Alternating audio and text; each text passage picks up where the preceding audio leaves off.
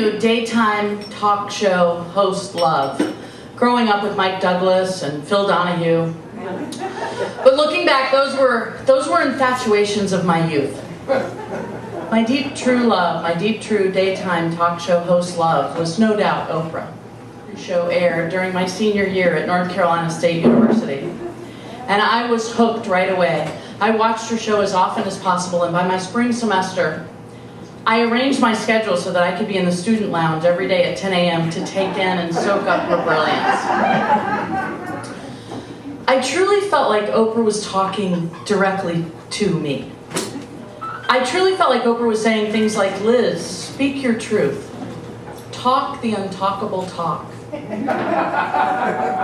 Empower yourself.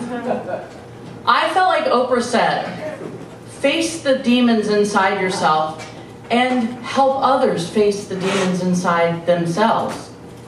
And I said, wait, Oprah, you can help others face the demons inside themselves? And she said, yes.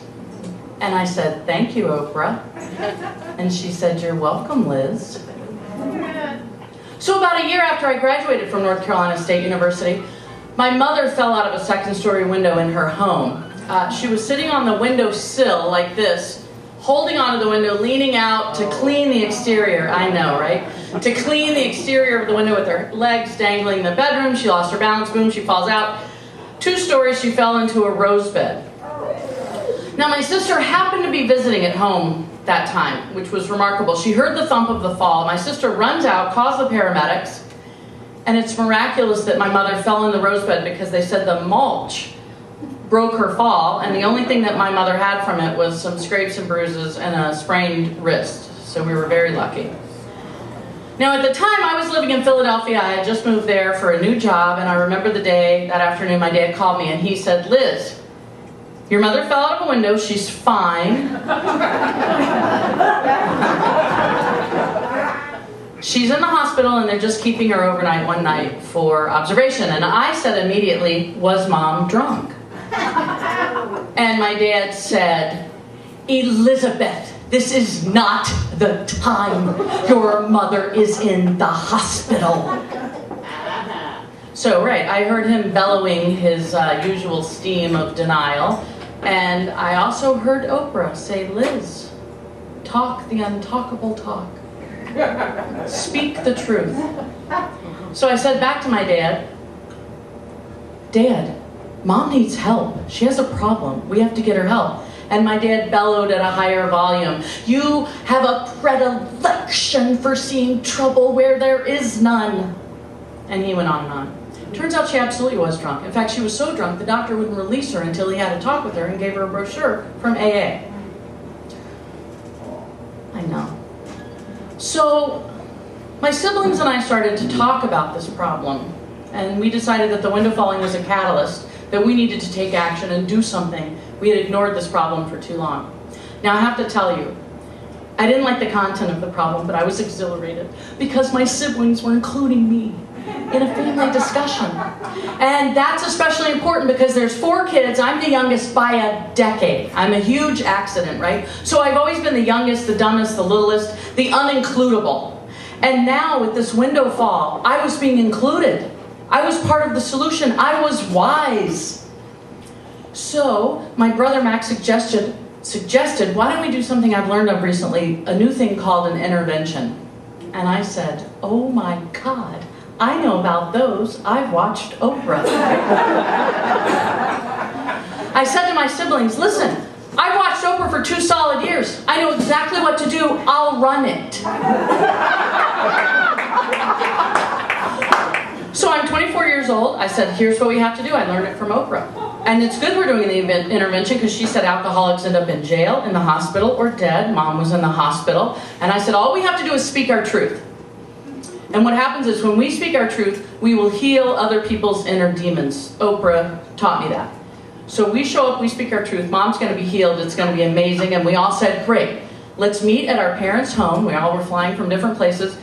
The Tuesday Eve before Thanksgiving Eve. So in today's world, it would be tomorrow night. All right, that's really not important. So we decide we're going to meet there on that Tuesday before Thanksgiving, and we don't tell our parents what's up.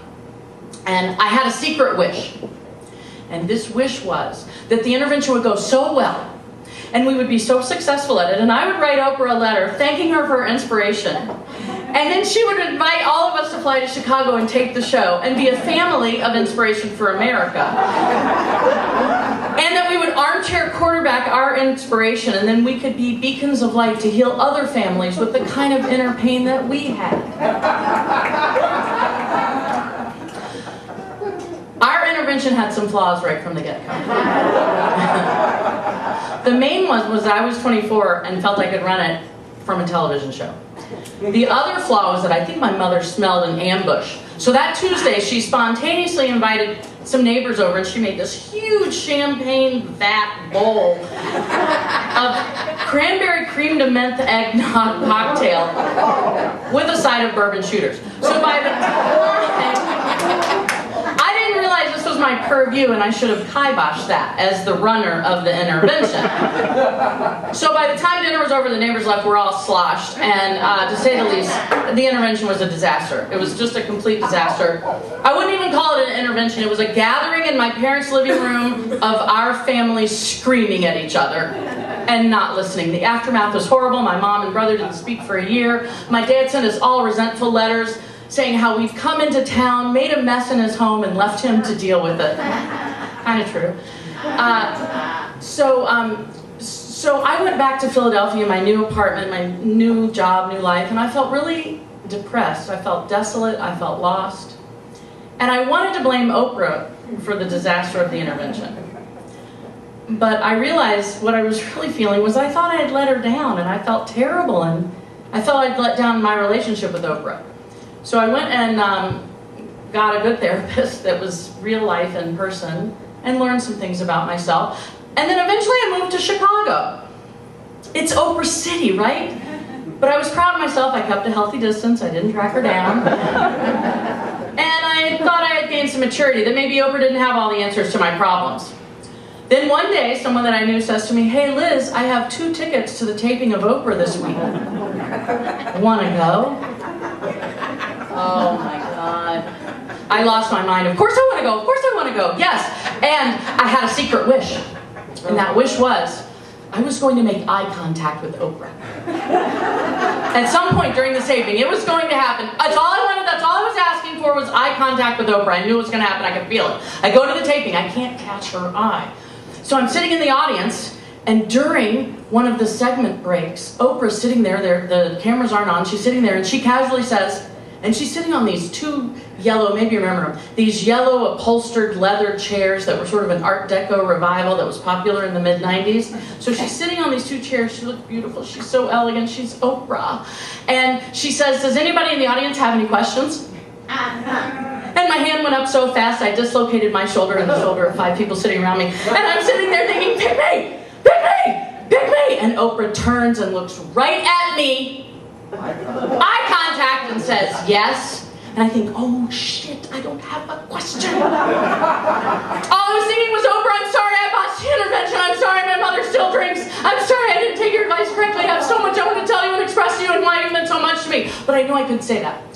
So I went into my heart in my home in North Carolina, where I was raised in the furniture industry, and all I could think to ask was, "Who made your set furniture?"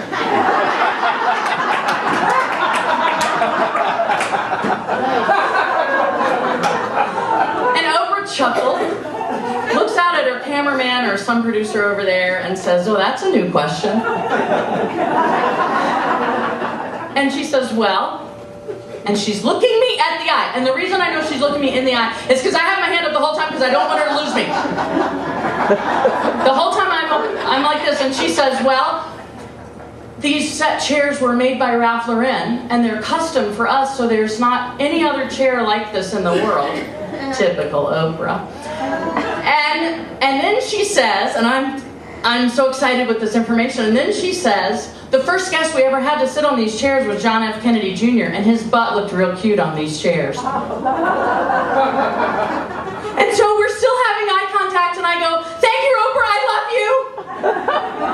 And she goes, "Okay, baby."